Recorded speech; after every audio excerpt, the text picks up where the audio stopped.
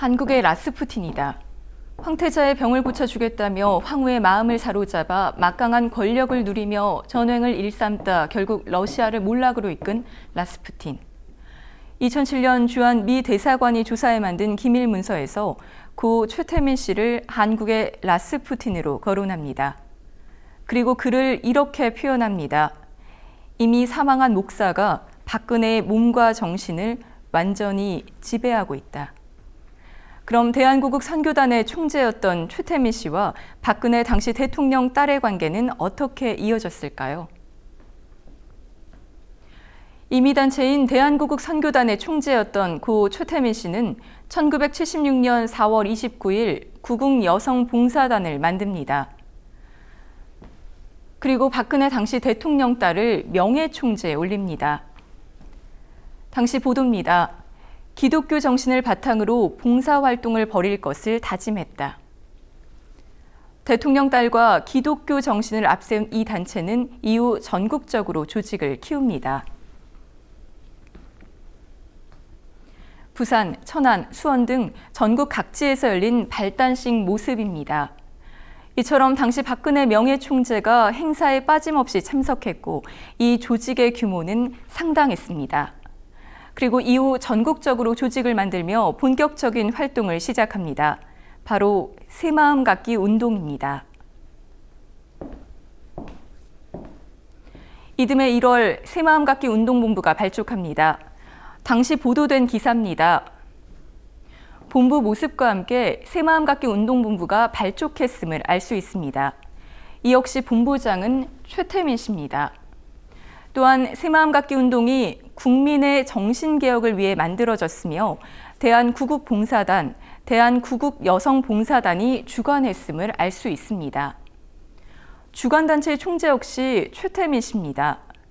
결국 최태민 씨가 종교와 봉사라는 허울을 앞세워 국민을 대상으로 한 일종의 정신개조 운동을 벌인 겁니다.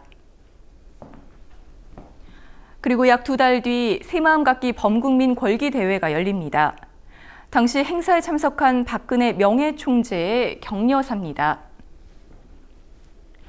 중요를 기본 이념으로 하는 새마음 갖기 운동이 어느 단체나 지방에 국한되지 않고 국민 전체의 국민 철학으로 심어져 나갈 때 이 땅은 나아갈 수 있다. 이미단체가 벌이는 운동을 국민 전체의 국민 철학으로 거론하며 힘을 실어준 겁니다. 이를 받들기 위해서였을까요? 이후 새마음 갖기 운동은 구국여성봉사단 각 지부 결단대회와 함께 전국적으로 퍼져나갑니다. 당시 보도된 지역들입니다. 단순한 정신개조 운동으로 보기에는 지나칠 정도로 조직적이고 대규모입니다. 당시 박정희 정권에서도 이러한 의문이 제기돼 중앙정보부가 조사에 나섭니다. 형식상 모든 업무는 박근혜가 관장했으나 실질적으로 비공식 고문격인 최태민이 전권을 위임받아 행정부, 정계, 경제계, 언론계 등 각 분야의 영향력을 행사했다. 이러한 비위 의혹으로 최태민 씨는 총재직에서 물러나게 됩니다. 그리고 대신 박근혜 당시 대통령 딸을 전면에 내세웁니다. 당시 보도입니다.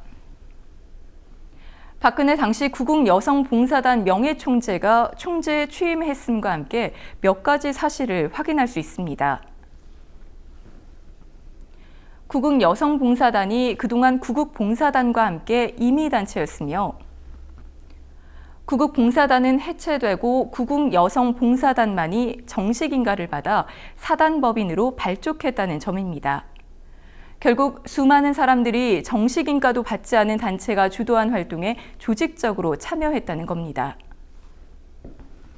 이듬해 2월 23일 박근혜 구국여성봉사단 총재가 정식 취임합니다. 정식 단체가 되기 전부터 벌인 활동이 전국적인 규모로 커진 것은 당시 대통령의 딸이 배후에 있었기 때문입니다. 현재 최순실 게이트라고 불리는 일련의 사건들 역시 같은 이유가 아닐까요? 한 사람, 개인의 책임으로 돌리기엔 이를 용인하고 가능케 한 책임 역시 커 보입니다. 그날들 장부경입니다.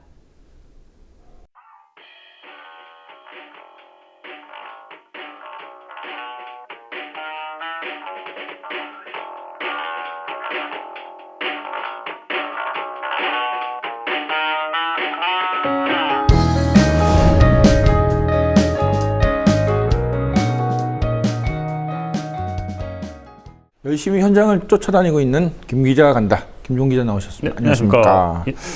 자, 지난 주말에 광화문 광장, 청계광장 시작해서 이제 광화문 광장에 많은 시민들이 모였는데 거기 현장도 또 가셨죠? 예, 다녀왔습니다. 그 현장 얘기 잠깐 먼저 해주시죠. 네, 일단은 뭐 많이들 아시다시피 지난 주말에 토요일이죠. 토요일 날 주최 측 추산으로 약 10만여 명의 시민들이 모였습니다. 제가 현장에서 보니까 10만 명까지 좀 아닌 것 같고 예, 한 5만에서 뭐 플러스 마이너스 1만 명 정도에서 4만에서 6만 명 정도의 시민들이 모였음을 알 수 있고요. 상당히 날씨가 쌀쌀해졌습니다. 네, 그렇죠. 근데 그럼에도 불구하고 이렇게 시민들이 정말 광장이 꽉 찰 정도로 세종대왕상부터 해가지고 저기 청계천까지 쭉 이어질 정도로 정말 인파가 가득했고요. 이는 곧 어떤 의미냐? 최근에 박근혜 대통령의 지지율이 뭐 10% 언저리에서 왔다 갔다 하지 않습니까? 네, 그렇죠. 이들이 나와서 했던 목소리가 박근혜 대통령 하야하라, 그리고 박근혜 퇴진하라, 이런 목소리로 통일됐거든요. 그만큼 현재의 그 민심이 그대로 투영됐다고 볼 수 있는 겁니다. 이번 집회는 또 우리가 이제 뭐 민중총궐기나 여러 현장을 이제 이야기를 나눴었고 취재를 했는데 그때는 조금 양상이 좀 바뀐 모습들이 몇 가지 보였다고 하는데 그렇죠. 어떤 건가요? 가장 큰 특징 중에 하나가 제가 당시에 이제 그 토요일 날 일부러 청년들의 그 행진을 쫓았습니다. 대학로에서 출발해서 6시에 청계광장으로 들어가는 그 행진이었는데 100여 명의 청년들이 출발을 해가지고 한 300여 명까지 불어났는데 이 동선을 보면은 굉장히 보수적인 종로 5가와 종묘를 지나게 됩니다. 여기에 이제 소위 이제 말하는 어르신들. 그 파고다원에 그렇죠. 그 주변에 어르신들이 지나면은 청년들이 행진을 하면은 교통체증이 있다, 막 욕하고 빨갱이 새끼들이라고 말하는데. 그렇죠. 평소에는 그랬죠. 그렇죠. 근데 그날은 달랐습니다. 오, 그래요? 예. 어떤 점이 달랐냐? 청년들 잘하고 있다. 그리고 박근혜 대통령 이제 그만해야 된다. 이런 메시지와 동참과 응원의 메시지가 더 많이 나왔다는 거죠. 박근혜는 된다!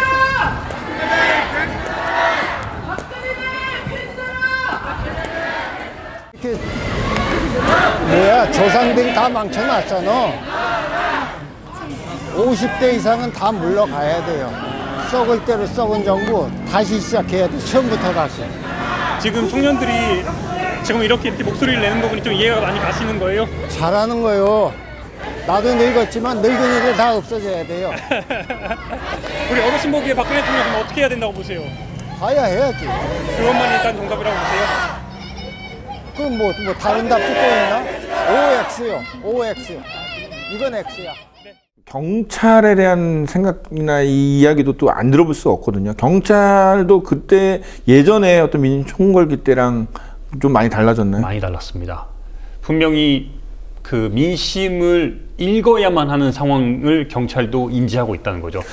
그 요번에 일단 차벽은 없었죠? 있었습니다. 아, 있었어요? 차벽도 있었어요. 있었는데 일단은 성난 시민들이 행진이 물론 광화문을 갈 걸 예상은 했지만 일단 차벽이 첫 번째로 어디에 세워졌냐? 국세청 사거리가 있지 않습니까? 네, 그렇죠. 국세청 사거리에서 북쪽으로 지나면 이제 청와대로 가는 길이 나옵니다. 네. 일단 거기 1차 차벽이 세워졌습니다. 네. 1차 차벽이 세워진 상태에서 시민들이 바로 우회를 해버렸어요. 아. 그래서 이제 국세청 사거리에서 광화문 쪽으로 방향을 틀었고 이러다 보니까 그 경찰이 1차 차벽을 세워놓은 거기는 뭐 무의미해졌고 근데 문제는 그 막 수만 명의 시민들이 걸어가고 있는데 작년 11월 14일 백남기 어르신께서 사망한 종로구청 사거리가 있습니다. 네. 르메이르 빌딩. 거기에 또다시 차벽이 세워져 있는 겁니다. 근데 그걸 멀리서 봐도 막 시민들의 막 분노가 느껴질 정도로 정말 막 사람들이 성나 있었는데 경찰이 이대로 가면 정말 큰 충돌이 일어나겠다고 제가 볼 땐 판단을 했어요. 그렇기 때문에 차벽과 차벽 사이에 개구멍을 만들었습니다.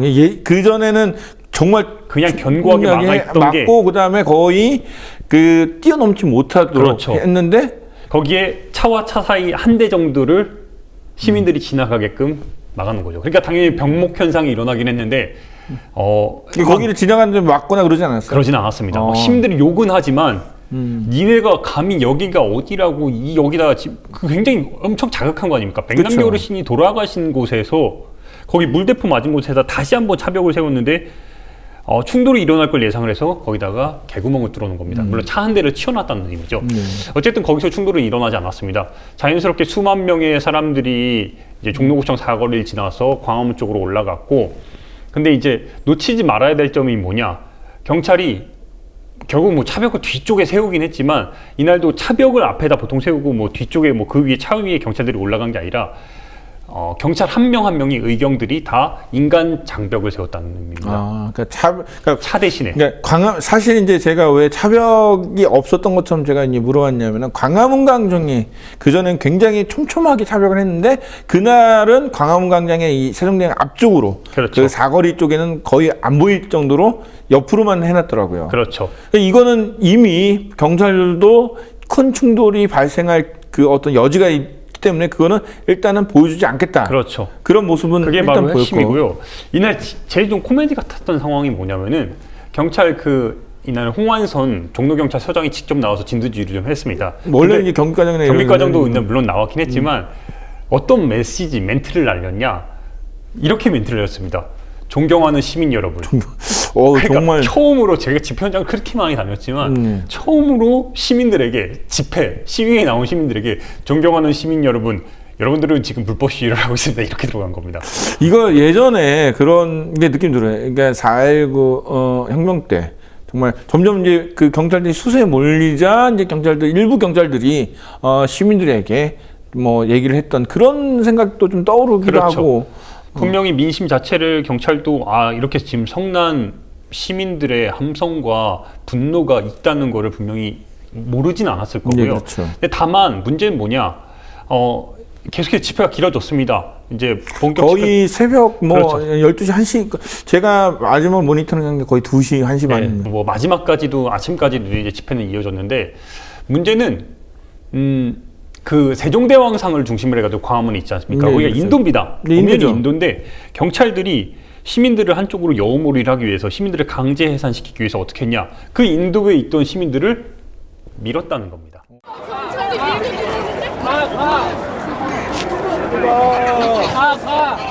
야 인도로 가래매. 야 인도로 가래매. 아니 왜 미세요? 아니 왜 미세요? 왜 미세요? 아니 어디까지 와? 왜 미세요? 왜 미세요? 잠깐만 시민들 어디까지? 잠깐 시민들 왜 미세요? 아니 지금 왜 광장인데 왜 미세요? 네, 22시 35분 현지입니다. 지금 집회 시작한 지 4시간 35분이 지났는데요. 지금 경찰들이 보시다시피 세종대왕상 앞쪽으로 해서 시민들이 있는 쪽 지금 거리를 좀 더 밀고 있습니다. 그래서 이 때문에 지금 경찰들이 밀기 때문에 시민들이 자꾸 뒤로 물러나는 상황인데요. 이 상황에 대해서 왜 이렇게 일어났는지 다시 한번 확인해 보도록 하겠습니다. 지금 왜 자꾸 밀고 있어요? 집회 끝났어요. 왜 끝났어요? 누가 끝났다고 규정한 거죠? 취하지 마시고요. 취재 활동 중이잖아요. 왜 지금 시민들이 여기 왜 지금 광화문 광장인데 왜 자꾸 밀고 있는 거예요? 왜 경찰들이 밀고 있는지 말씀을 해주셔야죠. 네, 지금 보시다시피 지금 현장에서 지금 경찰들이 뒤로 밀었던, 앞으로 시민들을 계속해서 밀었던 지금 그 주도했던 경찰은 뒤로 빠진 상황이고, 지금 경찰들은 지금 세종대왕상을 중심으로 해서 시민들을 계속해서 뒤로 밀고 있는 상황입니다. 방금 말씀 들으셨다시피 지금 집회가 끝났다고만 지금 이야기를 전했고, 이 상황은 경찰 측에서 나온 발언입니다. 왜 도망가? 범죄자도 아닌데 정당하게 공무집행을 했다면 이렇게 떳떳하지 못하면 이 도망갈 이유가 없잖아요. 일단 그 도망갔다는 그 자체도 참 어이가 없는 사실이고, 그리고 누구 마음대로 집회를 끝났다 이런 발언을 하는지 자체가 이해가 안 가더라고요. 그럼 경찰이 선택하는 게 그렇죠. 아니라 국민이 선택하는 거죠. 그렇죠. 그리고 남아있는 시민들이 차도를 점령한 것도 아니고 세종대왕상 앞에 광화문광장 거기에 시민들이 나와서 자유로운 행진조차 그리고 걷겠다는 그 의지조차 경찰이 누구 마음대로 왜 밀고 이런 작태를 보일 수 있는지 이해가 안 가더라고요. 그것도 그 시간도 지금 한참 이렇게 뜨거울 때가 아니라 거의 이제 23시 경이었습니다. 그러니까 11시가 넘었 시간이기 때문에. 네.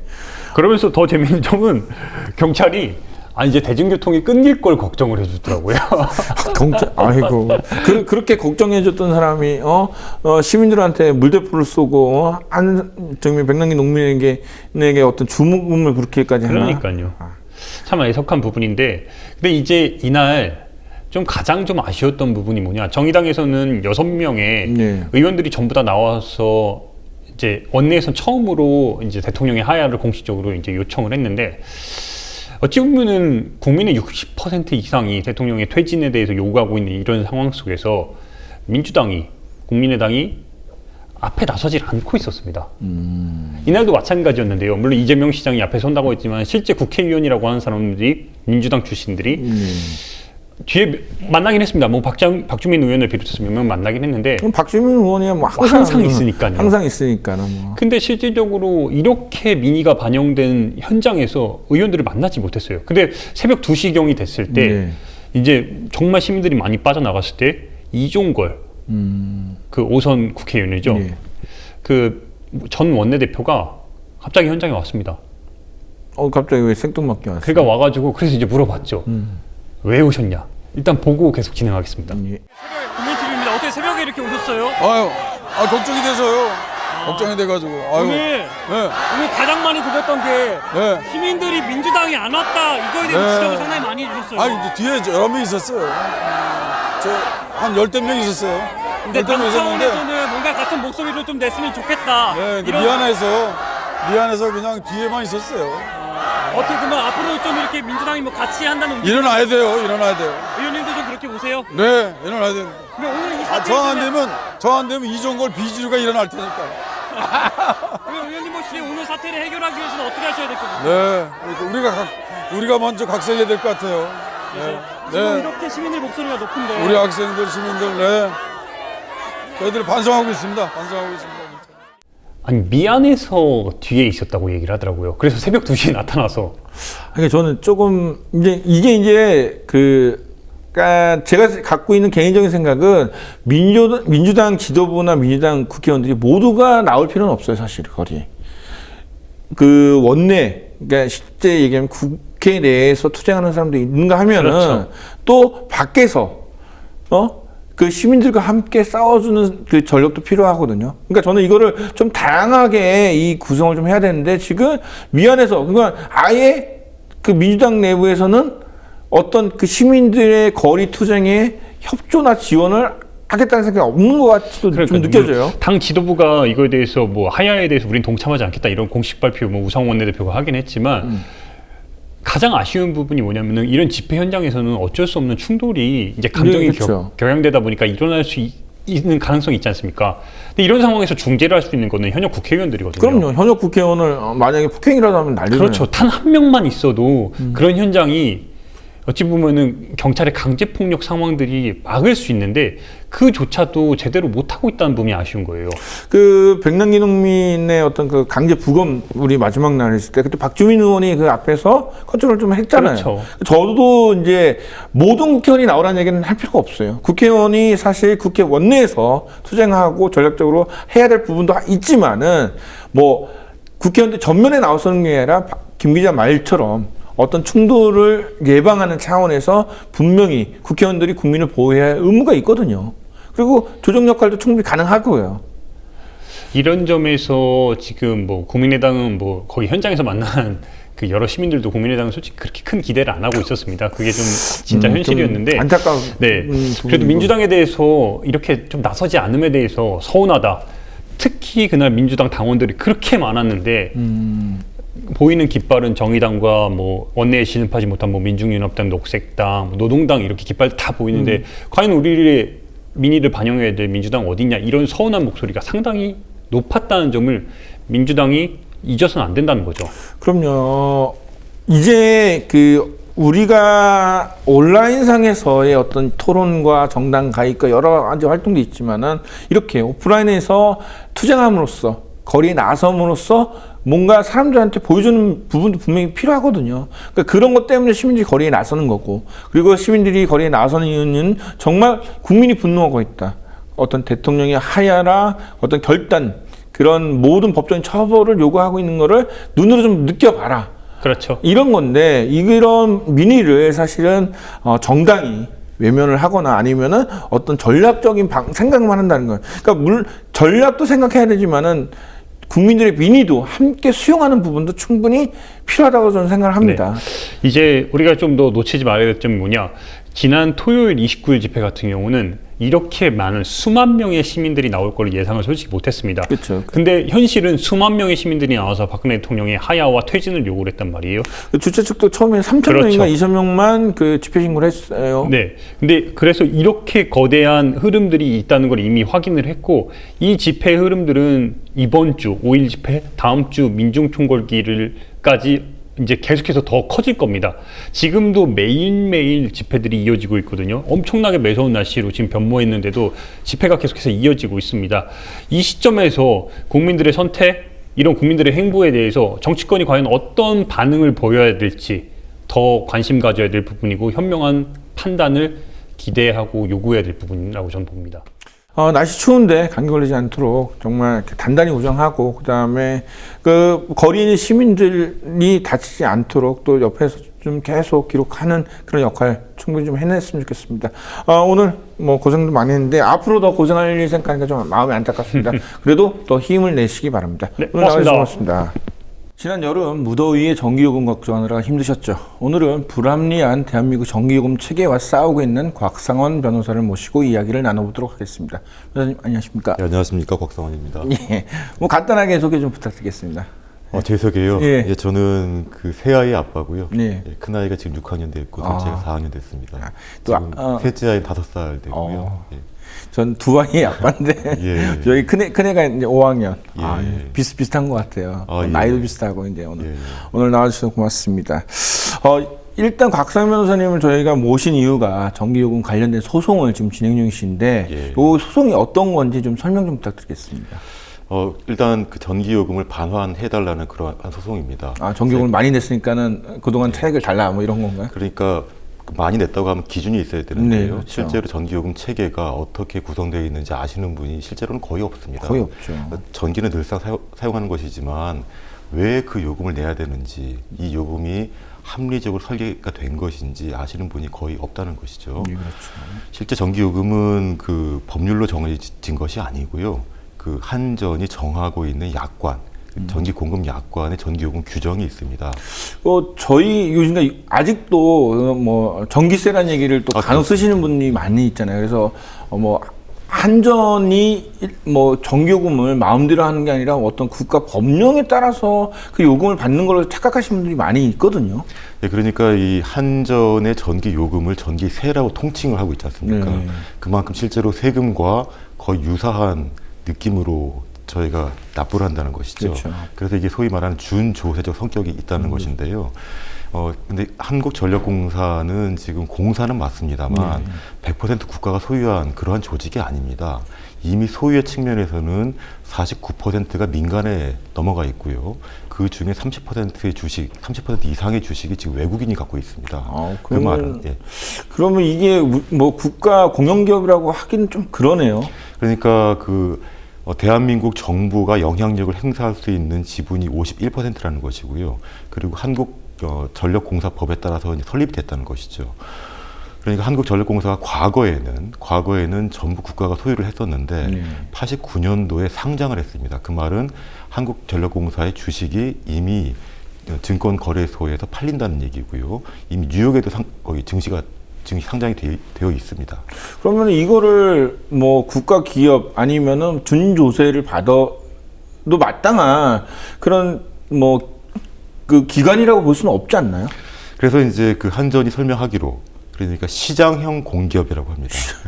좀 어렵네요. 네, 그러니까 시장에서 그 주식을 살 수 있는, 그러니까 이미 소유의 측면에서는 민영화가 된 것입니다. 그러니까 민영기업이라고 볼 수 있겠네요. 다만 근데 운영의 측면에서는 지금 대한민국 정부가 51%, 즉 회사를 운영할 수 있는 주체이기 때문에 운영의 주체로서는 대한민국 정부가 운영하는 공기업 맞습니다만 소유의 측면에서는 절반이 이미 시장으로 넘어간 것이죠.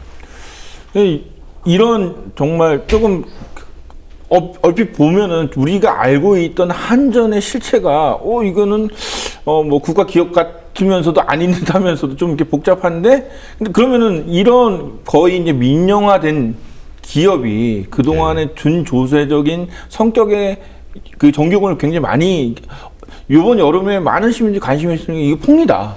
라는 얘기를 했는데, 그러면 이것이 지금 진행하고 계신 소송과 연관이 있는 건가요? 물론입니다. 그 전기 요금을 거기 규정할 수 있는 근거 규정은 법에 있습니다. 전기사업법이라는 법인데요. 전기사업법이 한국전력공사의 독점 판매권을 인정하고 있습니다. 그리고 과거에는 그 전력의 모든 영역에 대해 독점을 인정했었는데, 지금 현재로는 발전의 일부 분야를 민간에 개방을 했다는 것입니다. 하지만 여전히 판매 분야에 대해서는 한국전력공사가 100% 그러니까 국가가 법령으로 인정한 독점 기업인 것입니다. 그럼 제가 개인적으로 뭐 친환경 뭐 발전기를 만들어 갖고 전기를 생산했습니다. 그러면 이거를 제가 스스로 판매할 수는 없다는 거네요? 제가 알고 있는 구조는 이렇습니다. 한국전력공사의 자회사들이 굉장히 많거든요. 발전 자회사도 있고요. 그다음 전력 거래소도 있습니다. 그리고 판매사도 있는 것인데, 이 전력 거래소는 한국전력공사가 100% 지분을 가지고 있습니다. 이 전력 거래소의 전기를 판매를 하는 것이죠. 그러면은 이제 실제로 그러면은 생산은 내가 할 수 있지만은 판매는 이 한전을 통해서는 못 하는 것. 그러니까 한국전력공사가 가지고 있는 전력 거래소를 그렇죠. 통해서 할 수 있는 것으로 그렇게 알고 있습니다. 그러면 또 완전 독점에 뭐든지 요금도 사실은 지금 법에 있다고 하지만 법에 근거 규정이 있다는 근거 거죠. 기준이지 이게 딱 정확하게 뭐 전기 요금에 따라서 그러니까 사용량에 따라서 얼마를 받으라 이렇게 딱 명시되진 않았잖아요. 예, 그렇죠. 그러니까 전기사업법에 보게 되면은 근거 규정이라는 것이 이렇습니다. 전압별로 혹은 용도별로 전기요금을 정할 수 있다. 이렇게 되어 있고요. 그리고 이 전기 요금을 정할 때는 전기위원회의 심의를 거친다라고 되어 있고요. 최종 승인권자는 산업통상자원부 장관이 승인하는 것으로 되어 있습니다. 그래서 마치 실제로 그 한국전력공사가 독점 판매권을 가지고 자신이 설정한 전기 요금을 정하는 것이지만, 절차적으로는 정부가 개입하는 것으로 되어 있어요. 하지만 실제로 정부에서는 이 요금 체계의 문제점을 정확하게 알고 있지 못하다고 저는 보고 있습니다. 만약에 이렇게 굉장히 위법하고 굉장히 문제가 많은 요금 규정인데 지금까지 40년 이상 방치해 왔다면 실제로 국민을 보호하는 그러한 정부가 아니었다는 것이죠. 그렇다면 이제 우리가 소송 배경에 보면 일단 요금이 비싸니까는 소송을 했겠죠. 그러니까 요금 체계가 이제 불합리한데, 그러면 요금 체계가 어떤 게 지금 불합리한 건가요? 근본적인 문제는 전기 사용 용도별로 요금을 달리 정한다는 것이에요. 조금 비유를 드리자면, 그 집안에 아이들이 많은데 공부 잘하는 애는 좋은 걸 먹이고 공부 못하는 애는 나쁜 걸 먹이고 그런 거거든요. 그러니까 산업여군, 그러니까 특히 대기업은 저렴하게 공급을 하고 일하지 않는 국민들은 비싸게 받는다는 겁니다. 기본적인 체제가 그렇다는 것이에요. 그러니까 지금 말씀하신 거는 이제 주택용, 산업용, 교육용 이렇게 지금 분류한 그렇죠. 상황을 용도별이 일단 근본적인 문제이긴 합니다. 건데, 지금 외국에서도 그렇게 하지 않나요? 외국에서도 용도별로 전기요금이 차등이 있지 않나요? 자, 일단 지금 말씀하신 외국이라는 그 말의 함의가요. 저희는 너무나도 당연하게 하나의 전력 회사가 온 나라에 전기를 공급하는 것이 당연하다고 느끼고 지금까지 살아왔습니다. 그렇죠. 예. 하지만 저도 소송 준비하면서 그 다음에 소송을 진행하면서 알게 된 사실은 단 하나의 회사가 한 나라 전역의 모든 전력 사업을 독점하는 국가는 아마 대한민국 이외에는 없는 것으로. 아직 그러니까 조사를 해봤는데 아직까지 대한민국 이외의 나라는 이외에는 없는 없었다는 것으로. 한전의 설명에 따르면 이스라엘이 우리나라 비슷하다고 하는데 실제로 그런지 모르겠습니다. 제가 이스라엘 말을 모르기 때문에요. 그래서 해외 사례라는 것도, 그래서 이제 혹시 우리나라의 요금 체계와 제가 지금 저도 표현이 지금 우리나라지 않습니까? 한국전력공사입니다.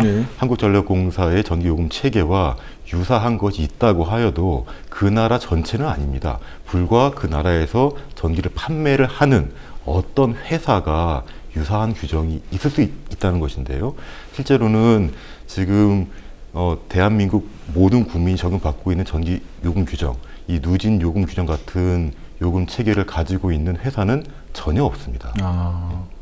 이번 이제 여름에 이제 너무 더우면서 사람들이 이제 관심이 있었던 게 이제 누진세, 네. 누진제죠. 누진 요금제라고. 네, 누진 요금제인데 저도 이제 이거 관련돼서 예전에 한번 우리 딸이 태어났을 때 날로 3,000와트짜리 잘못 써갖고 100만 원이 나왔거든요. 아, 그렇습니다. 네. 근데 이게 좀 불합리하다는 생각을 많이 했어요. 왜냐하면 그러니까 보통 우리가 이 가격을 매길 때 내가 쓴 만큼만 하면 되는데 조금 더 썼다고 2배 이상의 그런 요금을 내라고 하니까 좀 억울한 것 같고, 이거는 뭔가 속칭 사기당한 느낌도 받거든요. 이 네. 누진 요금 체계의 문제점이 뭔가요? 누진 요금 체계가요. 그러니까 이게 지금 지금 제가 말씀드리고 있는 오늘자를 기준으로 하게 되면 총 6단계로 나뉘어 있습니다. 6단계. 전기 요금이라는 것이 기본 요금과 전력량 요금으로 되어 있습니다. 거기 기본적으로는요. 그러니까 기본 요금도 6단계고 전력량 요금도 6단계입니다. 그리고 각 단계별로 요금이 계속 단계적으로 상승하는 체계고요. 일단 2단계 이상부터는 누진 요금이라는 것이고, 2단계만 접어들어도 이미 다른 용도보다는 요금이 높습니다. 기본적으로 체제가 그렇습니다. 그런데 이게 사용량에 따라서 이 폭증하는 체제가 되어 있어요. 근데 한전이 지금 이야기를 하는 누진율이라는 것은 뭐냐면은 기본 요금을 기준으로 하는 것이 아니라, 그러니까 전기 요금을 구성하고 있는 기본 요금과 전력량 요금이 있는데, 그 중에서 전력량 요금의 1단계 요금과 6단계 요금의 배율을 누진율이라고 하고, 그것이 11.7배라는 것이에요. 이게 11배의 차이 나는 거죠. 근데 실제로는 훨씬 더 차이가 납니다. 더 차이네요. 예. 자, 그러면 기준을 기본 요금으로 기준하게 되면요. 기본 요금 1단계와 기본 요금 6단계의 배율은 30배가 넘습니다. 30배요? 예. 그런데 실제로 사용을 해보면 30배가 문제가 아니라요. 그것이 거기 40배가 될 수도 있고 50배, 100배도 가능합니다. 예를 들어보면 제가 그냥 설명을 드리는 방식인데요. 1단계는 누진 요금 적용이 안 되지요. 그렇죠. 그래서 기본 요금. 거기 1단계도 기본 요금이고 전력량 요금이 있습니다. 그러니까 전력량 요금은 사용량에 따라서 증가하는 요금인데, 그거를 각 100kWh를 기준으로 해서 0에서 100, 100에서 200, 200에서 300, 300에서 400, 400에서 500, 500 이상으로 이렇게 총 6단계로 나눠둔 겁니다. 그러면 1단계, 그러니까 0부터 100까지 사용한 사용량을 예컨대 55kW를 기준으로 하게 되면요. 그것보다 10배를 더 사용하게 되면 550kW입니다. 네, 그렇죠. 사용량은 10배가 늘어나는데 전기 요금은 42배가 늘어납니다. 그러니까는 한마디로 이제 기름은 똑같이 이제 10리터 딱 1리터짜리 넣은 거를 10리터를 넣는데 요금은 50배 더 내라. 그렇죠. 이건 똑같은 거네요. 내가 쓴 것보다 훨씬 거의 한 40배 이상을 생돈을 물어준다고 표현을 할 정도네요. 그렇죠. 그리고 이제 사실 전기 사용량이라는 거는요. 네. 가정에서 사용하는 것이기 때문에 가정에서 사용하고 있는 전기 사용량은 시간의 한계가 있습니다. 네. 아무리 많이 틀어도 24시간이라는 것이에요. 그렇죠. 그리고 집안에 쓸 수 있는 가전제품이라는 것도 다 한계가 있습니다. 용량이 있으니까 만약에 그렇죠. 더 쓰면 이게 휴지가 나가죠. 게다가 사람이 살 수 있는 집의 가족 구성원도 다 한계가 있어요. 네, 그렇죠. 이미 한국전력공사는 1인당 전기를 얼마 쓰는지를 전부 다 알고 있습니다. 이거 맥시멈 써봤자 얼마나 하는 거 알고 있는 거죠. 그러니까 한 명의 사람이 집에 거주할 때 최소 사용량과 최대 사용량을 이미 알고 있다는 것이죠. 그런데 명목은 그겁니다. 이 소중한 전기를 함부로 쓰지 말아라 라는 것이죠. 그때 아주 형식상의 구호는 저소득층을 보호한다는 것입니다. 그리고 에너지를 절약하게 만든다는 것이죠. 자, 그러면 이 두 가지의 이제 지금까지 구호로 40년 이상을 끌어왔습니다. 근데 40년 전에 사실 전기 제품 자체가 가전제품이 그렇게 많이 쓰지 않았잖아요. 그렇죠. 일단 사회가 변한 것도 있는데요. 네. 제가 보는 관점은 이렇습니다. 40년 전에 처음 도입됐다는 것인데요. 네. 그 말은 뭐냐면 40년 이전에는 한 번도 도입된 적이 없다는 것입니다. 그렇죠. 40년 전에 전기는 분명히 들어와 있었으니까요. 그렇죠. 예, 예. 그러니까 심지어는 일제 강점기 때도 이런 누진 요금 체계가 없었다는 것입니다. 그렇죠. 그때 전기는 정말 고가였을 텐데요. 그러니까 그때는 이미 용도별 요금 체계도 아니었고요. 네. 그러니까 상점에 팔든 회사에 팔든 가정집에 팔든 왕궁에 팔든 전부 전기요금은 동일했다는 것이고요. 다만 일제 강점기에 그 조선 전기령이라는 게 있어요. 예. 저도 그거 보고 깜짝 놀랐는데 거기 보게 되면 아주 인상 깊은 말이 있습니다. 전기요금은 조선 총독이 정한다. 예, 그런 말이 있는데 네. 지금도 보십시오. 전기요금은 누가 정합니까? 한국전력공사가 정하는 겁니다. 국민이 의견을 개진하거나 피할 수 있는 방법이 전혀 없는 것입니다. 저희 이제 다시 돌아가서 그러면 이런 불합리한 체계를 이제 소송을 진행 중이신데 소송 근데 왜 하시게 된 거예요? 갑자기 아니 예. 원래 보니까는 예. 경제 관련된데 사실 전기요금은 예. 일반 변호사들이 손대지는 않는 거잖아요. 예, 그렇습니다. 제가 볼 때 이게 예. 최초인가요 우리나라에? 아, 그렇습니다. 오. 예, 예. 아마 전 세계 최초죠. 전 세계. 예. 그럴 수밖에 없는 게 전 예. 세계에 이렇게 불합리한 요금 규정이 없기 때문에 야. 전 세계 최초입니다. 그래서 이 소송을 어떻게 하시게 된 거예요? 제가 처음 소송을 2014년 8월에 제가 법원에 접수를 했는데요. 네. 처음 연구하게 된 것은 2012년부터 제가 봐왔습니다. 그때 뭐 그냥 뭐 이렇게 제가 뭐 거기 한전에 특별한 원한이 있어 시작한 것은 원한. 전혀 아니고요. 전혀 아니고 저는 굉장히 선량한 국민이라서 그렇죠. 진짜 그 전기요금이 많이 나오면은 내가 좀 아껴 써야 되는데 지금도 저는 그 전등을 2개 킬 걸 1개만 켜거든요. 지금도 그게 습관화 돼가지고요. 전 2개 다 켭니다. 예, 근데 그때 제가 2012년에 제 셋째아이가 태어났고요. 그 해 제가 좀 몸이 좀 아팠어요. 아파가지고 집에 좀 오래 좀 누워 있었습니다.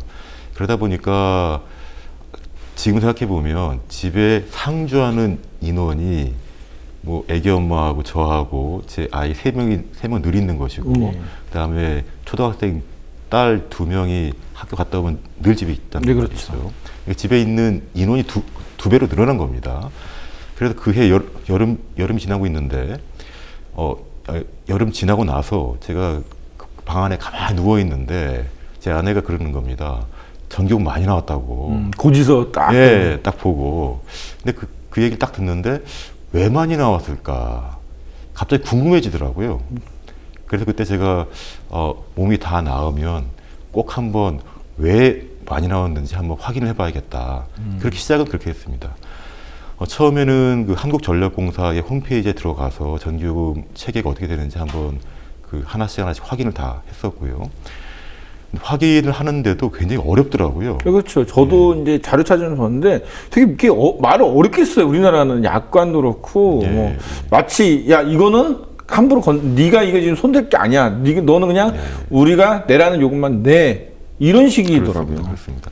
실제로 저도 그때 처음으로 전기요금이라는 것이 약관을 통해서 그러니까 한전이 정한 약관에 규정되어 있는 것이구나. 라는 사실을 처음 알았고요. 그전에는 저도 전기세인 줄 알았으니까 당연히 그냥 국가가 납부하라는 것이니까 납부를 제가 해왔던 것이죠. 그리고 매년 여름에 전력 대란, 그러니까 블랙아웃에 대비해서 전기를 아껴 쓰라고 맨날 그러한 공포적인 사용. 지금 맨날 그러잖아요. 전기 그러니까 끊어지는 건 다 너네들이 전기 많이 써서 그러는데. 근데 저희는 정당에 돈을 줬잖아요. 돈을 줬는데도 서비스를 제대로 안 해주면 한전이 문제가 아닌가요? 그렇습니다. 그래서 그때 제가 몸이 다 나으면은 보고 싶어서 일단 시작한 것인데요.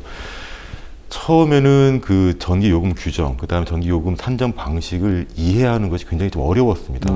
지금 많은 국민들께서 이제 실제로 한전 홈페이지 가보시면 전기요금 규정이 있는데 그 규정을 보시고 독해를 하실 수 있는 분들이 많지는 않을 겁니다. 좀 어렵더라고요. 저도. 예. 아니 경제부연구신 분이 그 정도면 일반 시민들은 거의 불가능하다고 보셔야 될 것 같아요. 그 다음에는 그런 요금 규정이 어떠한 문제가 있는지, 어떠한 부당함이 있는지를 찾아내야 됩니다. 그 찾아내려면 기준이 있어야 되는 것이고, 그 다음에는 제가 직업이 또 마침 변호사라서 일단 그 부당성을 느낀 이상 해결을 해야겠다라는 그런 생각이 들었습니다. 예. 그래서 제가 그거를 이제 그때부터 이제 소송의 형태로 어떤 식으로 만들어 나갈 것인지를 연구했던 것이고요. 소송의 방식은 사실은 두 가지가 있었습니다. 한 가지는 지금 정치권에서 이야기하는 것처럼 지금 부당한 전기요금 체계를 개편하자. 개편의 동력으로 만들 수가 있는 것이고요. 예.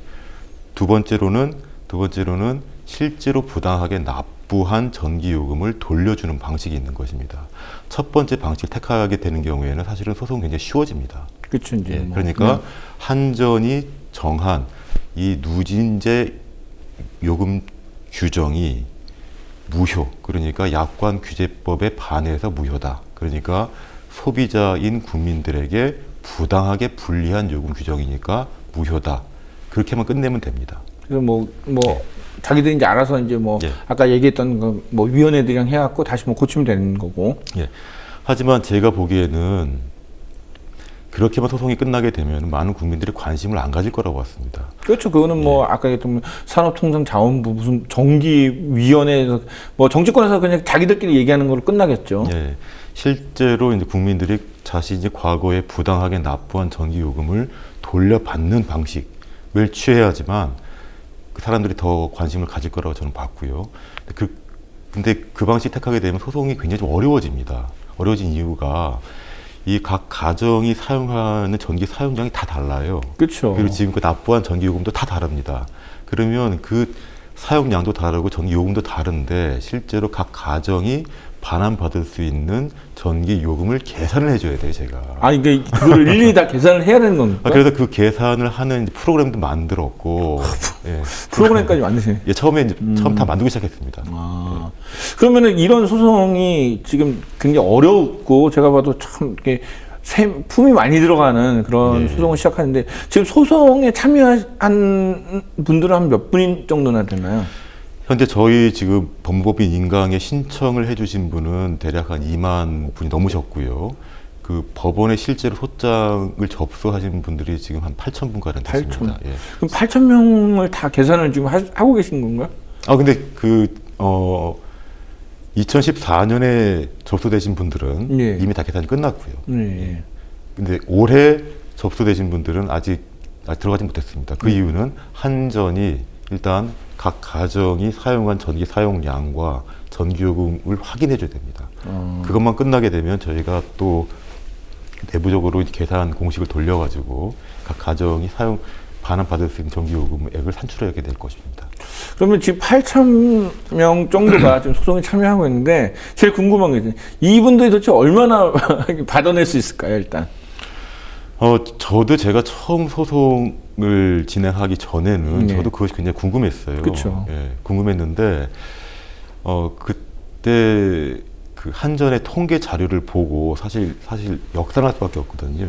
그러니까 각 가정이 평균적으로 사용하는 전기 사용량이 얼마인지를 알아야 그럼 평균적으로 납부하는 전기 요금이 있을 테고 그다음에 누진 요금 규정이 없는 1단계 요금이 있을 거란 말입니다. 그렇죠. 그 차이를 계산할 수가 있는 것입니다. 근데 제가 2012년부터 연구를 했는데 2014년에 들어서야 소장을 접수한 이유가 한전의 통계 자료를 보게 되면 통계 자료마다 달라요. 그렇죠. 우리나라 통계가 다 엉망인 경우가 너무 많더라고요. 그러니까 이제 한전이 모든 전기 사용과 전기와 관련한 모든 통계 자료를 전부 다 한전이 발간하고 있기 때문에 한전의 구미에 맞게 통계 자료를 그렇게 제시하는 것 같습니다. 조작할 수도 있고 아니면은 살짝 깎아내리든지 아니면 조작을 했는지도 사실은 알 수가 없는 게요. 그렇죠. 검증을 근데 이게 그 전기사업법에라는 게 있으면 이거를 한전을 관리하는 그 기구가 있지 않을까? 정부 조직이 있지 않나요? 그 산업통상자원부가 한전을 일단 감독하는 그런 기관으로 지금 되어 있습니다. 그러면은 그 사람들이 감독을 제대로 했는지 여부는 아직까지는 판명이 나지는 않았겠네요. 제가 한번 정보공개 청구를 하고 받아내야겠네요. 예, 그러시면 좋고요.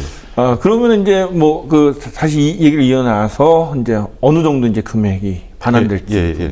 그래서 통계를 보고는 그때는 그 통계만 달라가지고 제가 정확한 금액을 산출할 할 수 없었는데요.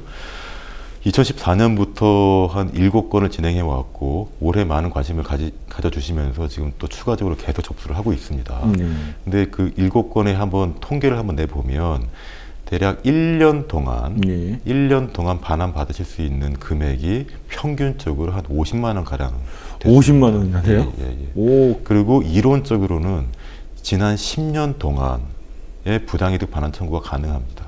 그렇다면 아주 최대치로 따지게 되면 각 가정에 500만 원까지는 가능하게 되는 것입니다. 와, 이 500만 원이면 엄청난 돈인데요. 이 10년 동안 우리가 적금을 모아도 500만 원 쉽게 모으지 못하는 세상인데. 그 말은 정반대로 설명을 드리자면 각 가정이 그렇게 낼 필요가 없는, 내어서는 안 되는 전기요금을 지금까지 내왔다는 것입니다. 그럼 한전이 그동안에 그만큼 부당 이득을 취했다는 거네요.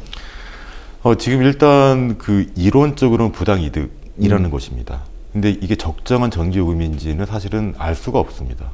왜 그러냐면 조금 전에 말씀드렸습니다만 모든 통계는 한전이 전부 다 가지고 있습니다. 제가 한전의 요금 규정을 잠깐 설명을 드리자면 이렇습니다. 한전이 계속 그런 얘기를 합니다. 우리는 원가 이하로 전기를 공급한다. 그 말씀 많이 들어보셨죠? 그 장사꾼이 맨날 한 소리는 아닙니다. 그러니까 밑지급한다는. 네, 그래서 밑지급합니다. 그 밑지급한다는 얘기를 지금 전 국민이 수십 년째 지금 들어오고 있는 것입니다. 일부는 또 믿고 있죠. 네, 거의 대부분 또 믿고 계시고, 제가 처음 소송할 때 어떤 국회의원이 전화를 하셔가지고 저한테 그러시는 겁니다. 아니, 한전은 적자인데 당신이 이런 소송하면 되느냐, 이러신 분도 계셨고. 진짜 적자였나요? 아니, 적자라고 하니까. 예. 근데 제가 이제 그런 말씀 드립니다. 그렇게 수십 년째 적자인 회사가 세계에서 가장 큰 에너지 기업이라는 겁니다. 지금 인구 5천만의 대한민국이 배출한 세계 1위의 에너지 기업입니다. 인구 12억의 중국 기업이 아니고요. 세계 최고 강대국의 미국 기업이 아닙니다. 그냥 5천만의 우리나라 한전이 세계 1위 기업이고요. 지금 최근에는 그런 말을 합니다. 최근 몇 년 동안만 수익이 좋아졌을 뿐이다. 그렇게 말을 합니다. 자, 그러면 한전이 말하고 있는 원가가 무엇이냐? 원래는 원가라는 개념 자체가 굉장히 모호한 개념입니다. 그러니까 커피 원가가 얼마인가요? 뭐 딱 정해져 있잖아요. 네, 커피 콩의 가격이 아니라는 것이죠. 그쵸. 근데 지금 저희는 어떻게 홍보를 받아왔냐면은 전기 생산 원가에도 못 미치는 그러한 전기 요금이다라고 교육을 받아왔는데 실제로는 그렇지 않고요. 그 한전이 말하고 있는 원가에는 한전의 모든 비용과 모든 세금이 다 포함되어 있습니다. 또 하나, 한전의 적정 이윤과 적정 배당액까지 다 포함되어 있는 개념입니다.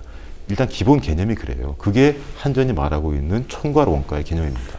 그거는 생산 원가가 아니라 뭔가 자기네들 이득 다 갖다 붙여놓고서는 이제 이 정도 원래 돈 받아야 되는데 내가 그러니까 미친다 이런 주장을 하려고 하는 거 아닌가요?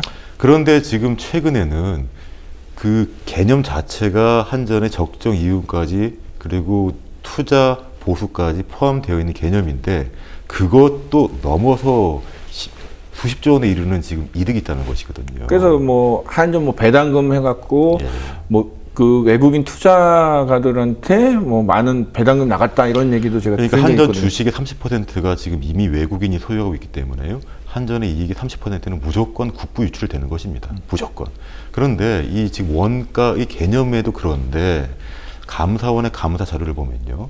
그 한국전력공사가 감사원의 감사를 받습니다. 감사원의 감사 자료를 보게 되면 지난 5년간 이 원가를 부풀리고 항목을 과당 계상해가지고 10조 원이 넘는 그런 원가 조작을 합니다. 10조. 아, 10조 원이면 엄청난 거네요. 이건 제 얘기가 아닙니다. 이거는 감사원에서 나온 감사원의 발표잖아요. 감사 자료입니다. 그 10조 원을 대한민국 국민들이 다 주머니에서 정말 못 먹을 거 아껴가면서 준 거네요. 왜냐면 전기요금 안 내면은 전기가 끊어지니까는. 그렇죠. 전기요금을 안 내면 전기는 바로 단전하죠. 단전 예고하고요. 그러니까 이게 그 한전이 그렇게 회사를 운영을 해도 한전에 대해서 어떠한 문제를 삼는 것을 제가 한 번도 본 적은 아직까지는 없습니다. 그렇게 지적을 한다는 것이고 향후 앞으로는 그렇게 하지 말라는 그러한 감사 의견만 그렇게 되는 것이죠. 여러 가지 이제 불합리한 가정을 이제 소송이라는 방식을 통해서 이제 국민들에게 알리고 계신데, 뭐 굉장히 많은 분들이 이제 참여를 하시고 하셨는데, 일단 1심에서 예. 패소를 하셨어요. 그래서 이제 그 얘기를 듣고, 저는 그래도 내심 이제 재판 과정을 지켜보면서 1심을 하나 이기시겠지. 능력 있으시니. 근데 패소를 했는데, 그 판결문이 좀 이상했어. 저도 여러 그러니까 법조계에 있는 사람 아니면 판결문을 매일 보는 그런 일들이 있으니까는 봤는데 도대체 이 판사가 도대체 뭘 얘기하고 싶은 건지 잘 이해가 안 됐거든요. 간략하게 말씀을 드리면 이 그 누진 요금 규정, 누진 요금 약관에 대해서 첫 판결이라는 역사적인 의미는 있었죠. 그냥 하지만 그러한 상징에 불과하고 전 판결의 지금 논리나 내용에 대해서 저는 전혀 동의할 수가 없습니다. 그 이유는 이렇습니다. 일단 판결이 가지고 있는 그 근거를 보면 이렇습니다. 이 전기 요금에 대해서 아까 말씀드렸던 것처럼 전기사업법에 근거 규정이 있다. 그리고 누진 요금 체계는 정부가 정하는 고시에 근거 규정이 있다. 그런데 정부가 정하고 있는 고시에는 이 누진 요금의 적정성에 대한, 그러니까 누진 범위나 한계에 대한 고시가 없다. 따라서 판단할 수 없다. 이게 결론입니다. 그러니까 이게 좀 판결문 자체만 보면 이거는 판사가 거의 그러니까 나 재판하기 싫다. 그냥 판결하기 싫어. 저는 이렇게 느낌을 받았거든요, 사실은. 그러니까 판단할 수 없다고 판결을 내리는 겁니다. 저희는 판단을 해달라고 법원에 소장을 낸 것인데 판단할 수 있는 자료가 없다는 것입니다. 그런데 원래 제가 아까도 말씀드렸던 것처럼 그 불공정한 약관에 해당하는지는 소비자, 고객, 그러니까 전기를 사용하고 있는 국민들에게 부당하게 불리한지 여부가 기준이 되는 것이고, 부당하게 불리한지 여부를 따지는 기준은 그 해당 약관을 통해서 소비자가 얼마나 불이익을 입는지, 그 불이익의 정도와 그 다음에 회피 가능성, 그 다음에 거래 관계에 미치는 영향, 소비자에게 불이익이 있으면 그에 대응해서 사업자에게 이익이 있지 않겠습니까? 그렇죠. 그 이익은 얼마인지를 보는 것이거든요. 근데 그에 대해서 제가 수많은 주장을 하고 제가 그 취득할 수 있는 모든 증거를 제출했습니다만 그 판결문에 보시면 단 한 줄도 판단하지 않았습니다. 그러니까는 우리가 법원에 가는 가장 큰 이유는 이런저런 문제를 판사가 증거를 취합하고 자료를 보고 판단을 하라고 판사가 있는 건데, 판사가 판단하자니 이건 직무유기 같은 생각도 좀 들었는데, 근데 지금 소송한 게 이 법원이 한 군데가 아니라 여러 군데 하셨는데 그 이유는 왠가요? 크게 두 가지입니다. 가장 큰 이유는 이런 판결이 나올까봐. 일부 이제요. 예, 그러니까 만약에 제가 한 명의 판사에게 사건을 이렇게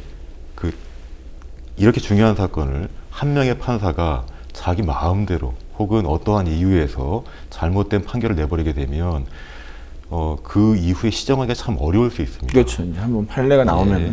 그래서 제가 가능하면 여러 법원에 나눠서 사건을 진행하게 되면 판사님들이 여러 분 계시니까 그렇죠.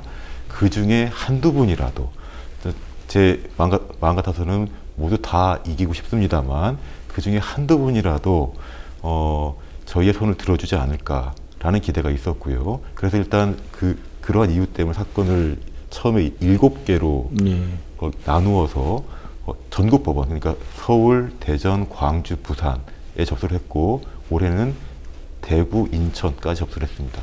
제주도는 왜 안 하셨어요? 제주도는 이제 제가 곧 할 생각입니다. 예. 그 두 번째 이유는 이게 온 국민이 참여하실 수 있는 소송이다라는 제가 인상을 주기 위해서 전국 법원에 나눠둔 것입니다. 자, 그런데 이제 일부에서는 그런 말도 있어요. 곽성암 변호사가 돈을 벌기 위해서. 그러니까 사실 외국에서는 이런 대규모 소송하면은 엄청난 배상이 나오는 경우가 있으니까는 이걸 노리고 하는 거 아니냐. 어때 돈 좀 버시나요? 이거 하시면요? 자, 제가 일단 그런 그렇게 말씀하시는 분이 정말 마음 아픈데 가끔 계세요. 계시는데요. 일단 제가 일하시는 거 한번 보셨으면 좋겠고 일단 지금 제가 그 소송 참가 비용을 받는데요. 네. 소송 참가 비용 중에 반 이상이 이미 법원에 납부를 해야 되는 돈이에요. 그러니까 뭐 인지 때나 이런 걸 해갖고 이제 그러니까요. 들어가는 돈이죠. 예, 납부해야 되는 돈이고 그 나머지 돈 몇천 원 가지고 복사비는 나오겠습니까? 근데 그러니까 사실 어떻게 보면은 더 편하게 이것보다 더 편하게 많은 그 경제적 이득을 취할 수 있는 소송들을 하실 수 있잖아요. 왜냐면 전공이 이제 경제에 관련된 뭐 경제법이시니까는. 아니 뭐 그렇게 저한테 사건을 안 맡겨주더라고요. 아니. 그리고 또 하나 지금 이 소송을 통해서 실제로 네. 우리나라 국민들이 이미 이득을 다 보셨습니다. 그 이유는 뭐냐면 한번 돌이켜 보시면요. 원래 그 최근에 판결이 선고가 난 그 사건은요. 작년 여름에 원래 판결 선고일이 처음 잡혔었습니다. 실제로는요. 네. 잡혔는데 계속 미뤄졌죠. 예, 처음 판결 선고일이 잡혔는데 판결 선고일이 잡히고 그 다음 달쯤에 한전이 갑자기 한시적 전기요금 누진요금 완화 방안을 내놓습니다. 그때 이런 이유를 댑니다. 지금 2016년이니까요. 2015년이죠. 그러니까 2014년 하반기에 국제 유가가 인하가 돼서 온 국민에게 그 혜택을 돌려주고자 누진 단계를 일부 완화한다. 그 얘기를 합니다. 그래서 제가 뒤져봤습니다. 진짠가? 진짠가? 예. 국제 유가가 얼마나 떨어졌는지, 그리고 그 한국 한전이 그 석유를 사용해서 얼마나 발전을 하는지를 확인했습니다. 지금 많은 분들께서는 그렇게 생각하실 겁니다. 아마 석유 발전량이 굉장히 많을 것이다. 제가 이렇게 질문을 드리면 대부분 분들이 그래요. 뭐 거기 써 있잖아요. 뭐 전기요금 안에 뭐 기름이 다 들어 있으니까 뭐 아껴야 됩니다. 뭐 이런 얘기 다 홍보하고 있죠. 그러니까 석유가 차지하는 비율은 전체 발전량의 불과 3% 미만입니다. 2014년 하반기에 잠깐 내렸다는 것인데 그 3%의 그 발전량을 가지고 있는 석유 가격 때문에 그 누진 단계를 완화한다고 말할 수가 없는 것입니다. 그때 제 주장은 뭐였냐면 그때 판결 선고일이 처음 8월달로 잡혔기 때문에 그때 8월에 만약에 저희가 승소를 하게 되면은 그때 국민들이 많이 알게끔 되거든요. 그렇죠. 이제 승소 판결이니까 이제 더 많은 분들이 이제 이 판례에 따라서 소송에 참여할 수 있겠죠. 그러니까 특히나 전기요금은 여름철과 겨울철에 가장 많이 나옵니다. 그렇죠. 그래서 일부러 여름철에 낮춘 것이죠. 그때 한번 낮췄고요. 그리고 올해 한번 낮췄죠. 그렇죠. 지금 뭐 너무 전기요금 비싸다니까는 뭐 9월 달인가부터 이제 전기요금을 뭐 이렇게 한시적으로 낮춰줘 갖고 그 할인액을 해서 10월 달인가 내게 하더라고요. 그렇죠. 그러니까 작년과 올해에 걸쳐서 제가 할인이라는 표현은 참 뜨기 싫은데 예, 일부 누진 단계를 완화해서 거기 지금 요금 규정보다 덜 낸 요금 합계액이 5천억 원 이상입니다. 예, 저는 온 국민에게 이미 5천억 원을 벌어들인 거네요. 그러니까 우리나라가 1,000만 그 인구기 때문에 이미 한 가정당 제가 5만 원은 벌어들인 겁니다. 그러니까 이게 사실 일부에서는 국민들이 전기요금 누진제 이런 부분 얘기하지만 저는 이 소송이라는 거에 대한 중요성을 알기 때문에 만약 이게 진짜 승소를 하겠고 판례로 나와서 1,000만 명이 한 500만 명이 정말 소송에 참여한다면은 엄청난 배상을 해야 되지 않을까요? 한전에서? 제가 처음 소송을 진행할 때 제가 아는 분들이 저한테 물어보시는 게 크게는 세 가지입니다. 당신 말이 사실이냐? 그렇죠. 거짓말하지 마라. 뻥치지 마라. 너 이게 한전을 왜 거짓말되는? 네 말이 거짓말이지, 막 이런 얘기를 하실 수 있겠죠. 아니 정상적인 국가라면 어떻게 그럴 수가 있느냐? 거짓말하지 마라. 그래서 제가 그렇게 답을 합니다. 내가 지어낸 얘기는 하나도 없다. 전부 다 한전의 발간 자료만을 가지고 이야기를 하는 것이다. 두 번째 질문은 이겁니다. 당신 말이 사실이라고 가정하면 과연 이길 수 있겠느냐. 우리나라가 어떤 나라인데. 그렇죠. 예. 그래서 저는 대한민국 수준이 그렇게 낮지 않다고 믿고 있다. 그리고 그렇게 믿고 싶다. 그렇게 답변을 합니다. 그 다음에 또 하시는 질문은 그겁니다. 아니 그러다가 그러면 한전이 망하면 어떻게 하겠느냐. 그렇죠. 그렇게 말을 합니다. 엄청난 배상액을 해줘야 되는 경우가 발생할 수 있으니까요. 예. 자, 제가 그 말씀을 들을 때마다 아까 말씀드렸지 않습니까? 한전은 굉장히 기적적인 기업이라니까요. 수십 년 동안 적자를 보고 있는데 세계 1위의 에너지 기업이고 세계 100대 기업 안에 들은 대한민국의 딱 두 회사 중에 하나입니다. 삼성그룹하고 한전입니다. 아. 예. 그리고 제가 아까도 말씀드렸습니다만 한전의 지금 이익이 매년 10조 이상이라는 것이고요. 이게 여태까지 쌓아놓은 게 아니라 한 해 이익이 그렇다는 한 해 것입니다. 10조면 한 5조 국민들한테 돌려줘도 뭐 망하지 않겠네요. 자, 그리고 또 제가 그 말씀 드립니다. 저희가 얼마나 이게 동일한 잘못된 교육을 받았냐면은 한전은 국가입니다. 한전이 망하는 거는 국가가 망한다고 인식을 하는 거예요. 그렇기 때문에 지금까지 수십 년 동안 이 소중한 전기를 아껴 쓰라라는 협박이 가능했다는 것이거든요. 뭐 60년대도 아니고 거의 그 독재 체제처럼 정치도 독재, 그다음에 정리도 독재처럼 그런 인식들 계속 지금 남아 있는 건데. 예. 그러니까 저는 그렇게 말씀드리고 싶어요. 일단 한전은 망하지 않습니다. 그리고 설령 망한다고 한들 지금까지 그렇게 온 국민의 좀 거친 표현으로는 고혈을 지금 짜낸 조직인데 설령 망한다고 한들 무엇이 잘못됐습니까? 그렇죠. 그동안 벌어먹은 게 있는데 부당성을 시정하는 것이 더 급한 일이고요. 한전 걱정할 것이 아닙니다. 그러니까 우리나라 국민들 보면은 자기는 라면 먹으면서 이렇게 초밥 먹는 사람들 걱정해서 뭐 위생 상태 막 걱정하고 막 그러시더라고요. 참 좀 이상한 얘기인데. 그러니까 참 대한민국 국민들은 정말 착한 국민들이죠. 것 같아요. 착한 국민이고 그래서 해마다 아까 말씀드렸습니다만 전력 대란의 주범으로 몰린다는 거지 않습니까? 제가 설명을 또 이렇게 드립니다. 거기 지금의 정부나 공무원들이나 많은 분들이 OECD 국가 좋아하시니까요. 네. 예. 우리나라도 OECD 국가 중에 하나라고 합니다. 네. 보통의 OECD 국가에서는 주택용, 산업용, 일반 및 공공용이 대략 3대 3대 3 정도의 비율을 유지한다고 합니다. 그것이 이제 일반적인 통계라고 해요. 그런데 대한민국의 통계는 어떠냐면요. 주택용이 13, 산업용이 55, 일반용과 공공용이 25쯤 됩니다. 그러니까 13이에요. 그러니까 이미 다른 나라보다 절반 이하를 사용하고 있는 것이에요. 절반 이하 사용하는데 주범으로 항상 주범으로 몰린다는 것이죠. 주범으로 몰리면서 그러기 때문에 전기를 더 아껴 써야 되기 때문에 더 많은 요금을 부과시킨다는 겁니다. 이 소중한 전기를 계속해서 네가 조금만 더 쓰면은 전기요금을 폭증시킬 거니까 전기를 아껴 써라. 계속 강요하고 있는 것이죠. 그 말씀 비유를 드리자면 집에서 살림을 하는데 옆집보다 생활비를 반밖에 안 씁니다. 반밖에 안 쓰고 있는데 당신 때문에 우리 집안 거덜난다. 그 얘기하고 똑같은 얘기입니다.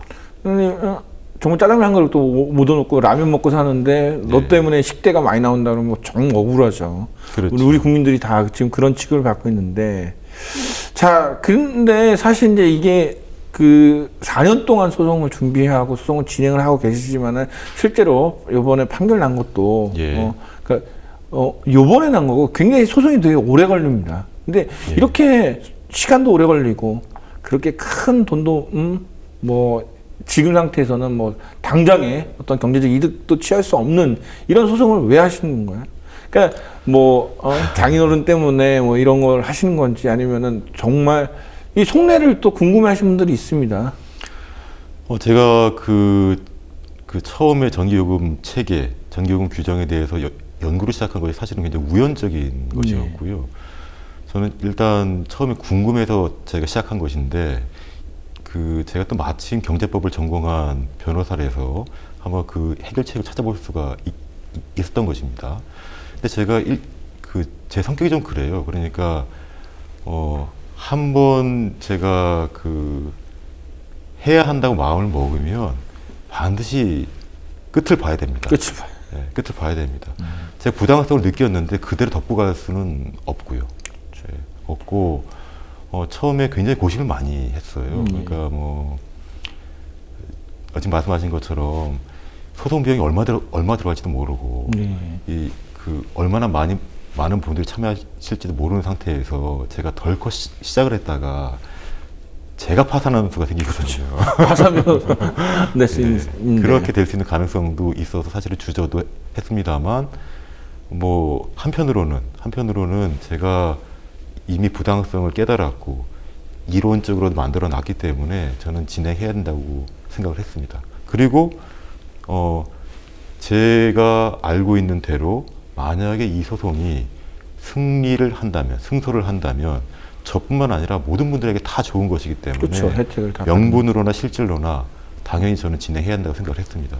그 힘으로 지금까지 버텨온 것이고요. 자, 제가 이제 마지막 질문 하나 드리면은 이게 외국의 어떤 사례 저희가 영화나 어떤 소송의 판례들을 보면은 굉장히 오래 걸리는데 이 판결 하나로 굉장히 많은 사회나 국가나 시스템이 바뀌는 경우도 있거든요. 예. 이 소송이 승리를 하면은 물론 당연히 이제 부당한 정리요금 체계도 잡혀질 수 있지만은 어쩌면 이거에 영향을 받아서 지금 우리나라 예를 들어 담배 요금 같이 이렇게 독점 체제에 있는 그런 불합리한 시스템도 바뀔 가능성이 있나요? 일단 올해 많은 국민들이 이 전기 요금에 대해서 관심을 가져주셨습니다. 일단 부당성을 인식하셨다는 것이죠.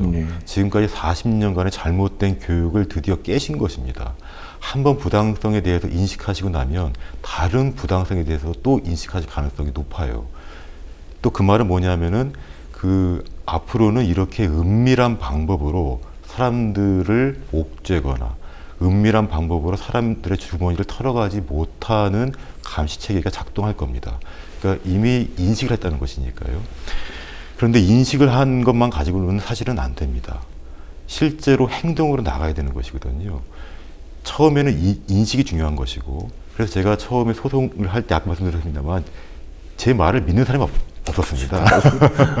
그러니까 처음에 이제 20분을 가지고 20분한테 위임을 받아서 제가 소송을 진행을 했는데요. 그 20분을 모는 것도 쉽지 않았습니다. 설득을 해야 되니까요. 그래서 그 20분도 다 제가 아는 분들이었는데, 아는 분들 혹은 아는 분의 아는 분들.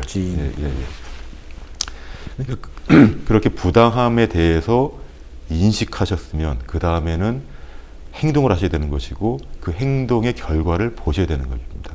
저는 그 행동의 결과를 보려고 이렇게 지금 고군분투하고 있는 것이고요. 제 개인적으로는 정말 큰 의미가 있는 소송이고 제 노력의 결과로 많은 분들이 혜택을 봤으면 좋겠습니다. 진심입니다.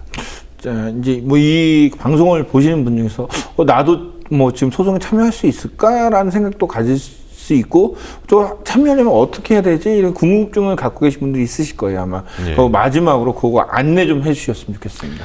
지금도 소송 참가를 받고 있습니다. 그러니까 비록 첫 번째 판결에서 너무너무 아쉽게도 저희가 패소하는 바람에 많은 분들이 좀 기가 꺾였죠. 그때 승소를 했으면은 정상적인 법원의 정상적인 판결을 받았으면은 저희가 승소를 했을 것이라고 저는 믿고 있습니다.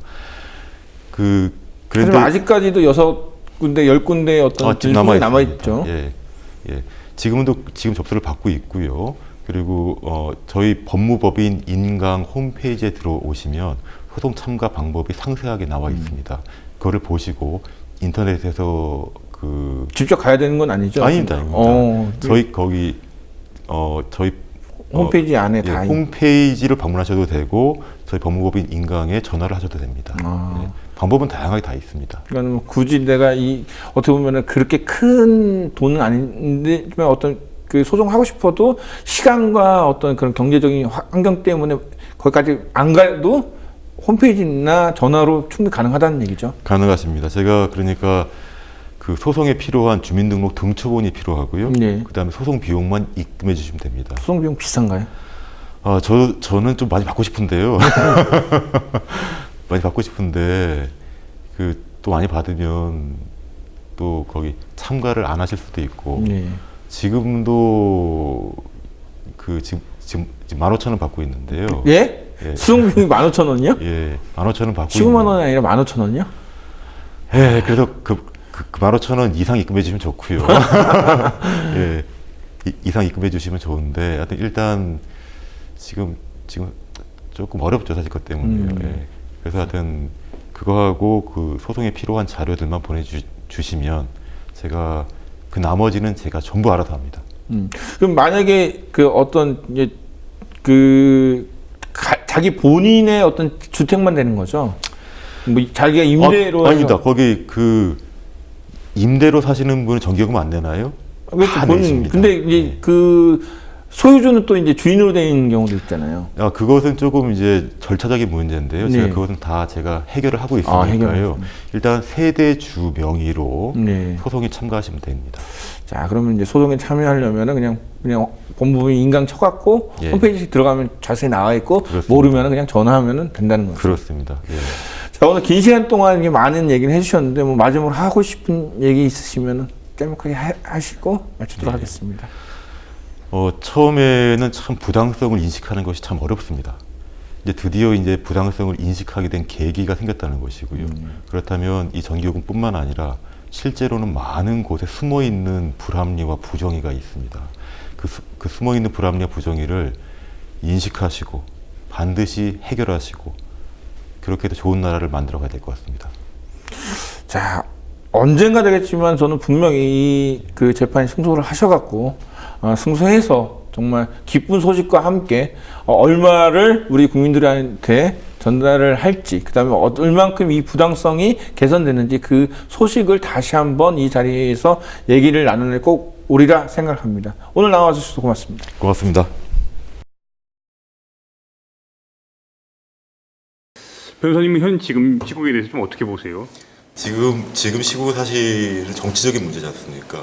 정치적인 문제는 정치인들이 실제로는 행동에 나서줘야 되는 것이고요. 정치인들은 국민의 뜻에 따라서 움직여야 되는 것입니다.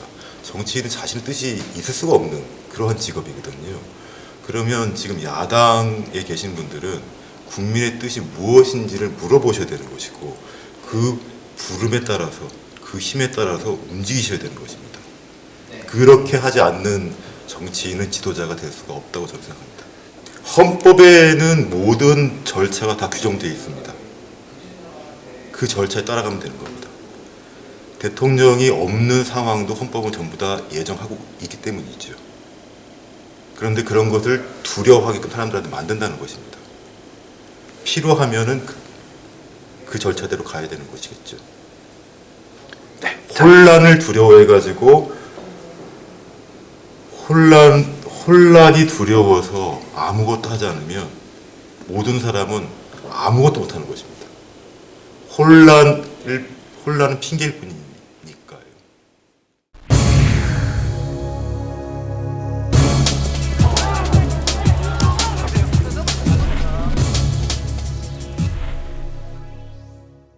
지금 보고 계신 사진은 제주 지역 언론사 제주의 소리가 입수한 장유진 씨 관련 자료입니다. 장유진 씨는 최순실 씨의 언니 최순득의 딸입니다. 최순실의 조카 장효진 씨가 제주에 거주했다는 사실이 밝혀졌습니다. 최순실이 최서원, 정유현 씨가 정유라로 개명했듯이 장효진도 2015년 장시호라고 이름을 바꿨습니다. 최순실과 최순득은 최태민의 5번째 부인의 자녀들로 가장 가깝게 지냈다고 합니다. 특히 정유라가 성악을 그만두고 승마를 하게 된 배경에도 원래 승마 선수였던 장유진이 영향을 끼쳤기 때문이라고 알려지고 있습니다. 박 대통령이 최순실보다 언니 최순득과 더 가까웠다는 주장도 있습니다. 이를 뒷받침하듯 시사인은 박 대통령이 2006년 명동성당에서 열린 장 씨의 결혼식에 경호원들을 대동해 참석했다고 보도했습니다. 장효진은 승마선수 출신으로 승마 특기생으로 연세대에 입학을 했습니다. 정유라도 사촌언니 장효진과 똑같은 길을 걷고 있는 셈입니다. 장 씨는 연예계 쪽에서도 일을 했는데 검찰 수사 대상에 있는 광고감독 차은택 씨와 친분이 있으면서 차 씨를 최순실 씨에게 소개해줬다고 합니다. 장 씨는 최 씨 소유의 독일 페이퍼 컴퍼니였던 비덱 스포츠의 주식을 샀다가 한 달 만에 최 씨의 딸 정유라에게 넘기는 등 비덱 설립에 깊이 관여한 흔적이 있습니다.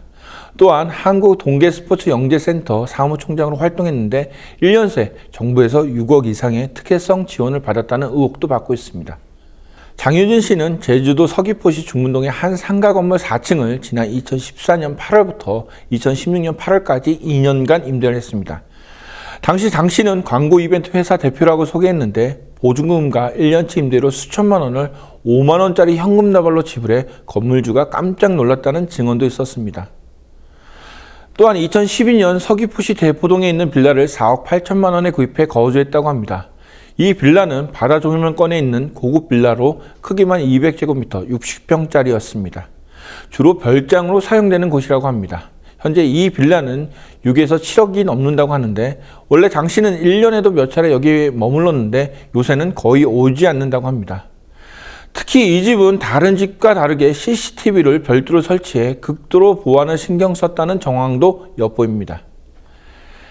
장 씨는 현재 빌라를 매물로 내놓은 상태에서 제주에서 자취를 감추었고 휴대전화도 연락 두절된 상태입니다. 문제는 장 씨의 어머니 최순득과 최순실 씨가 가장 친하면서 각종 사업과 부동산의 자문 역할을 해줬다는 점입니다. 또한 장 씨가 사무실을 임대했던 이유가 재단 관련 사업을 제주에서 하려고 한 것이 아니냐는 의혹도 나오고 있습니다. 지난 29일 저녁 서울 청계광장을 시작으로 광화문광장까지 시민 4만여 명이 새벽까지 비선실세 최순실 씨와 박근혜 대통령을 규탄하는 촛불 집회 등을 열었습니다. 국민들은 분노하고 있는데 박근혜 정부의 행보는 여전히 국민의 뜻과 다르게 가고 있습니다. 보수 재집권이라는 말도 되지 않는 시나리오를 만지작거리고 있습니다. 이명박 전 대통령이 보수 재집권 이야기를 꺼냈고 김비춘 라인이자 친이계인 최재경 민정수석이 청와대에 들어갔습니다. 보수에서의 위기감이 그들 하나로 결집해 다음 정권을 위해 개헌 등의 이슈를 통해 이번 사태를 유야무야 넘어가지 않을까 하는 우려도 있습니다. 국민들의 진상규명 요구는 계속 이어지는 상태에서 국민들이 왜 분노하고 있는지 제대로 파악하지 못하고 보여주기식 수사만 한다면 진짜 큰 사태가 벌어질 가능성도 있습니다. 대한민국은 민주주의 국가입니다. 민주주의 국가의 가장 올바른 모습은 비록 대통령이라 할지라도 법을 위반하면 국민이 단죄할 수 있다는 점입니다. 권력에 눈이 멀어 그 자리에서 내려오지 않겠다고 버틴다면 법적 처벌을 받을 수 있도록 국민이 나서는 수밖에 없습니다. 대한민국은 민주공화국이고 대한민국의 주권은 대통령이 아닌 국민에게 있습니다. 권력은 최태민 일가와 박근혜 대통령이 가진 것이 아니라 국민이 가지고 있습니다. 대한민국의 주인은 국민입니다. 더 IMP터 시청해주신 조합원과 시청자 여러분 고맙습니다.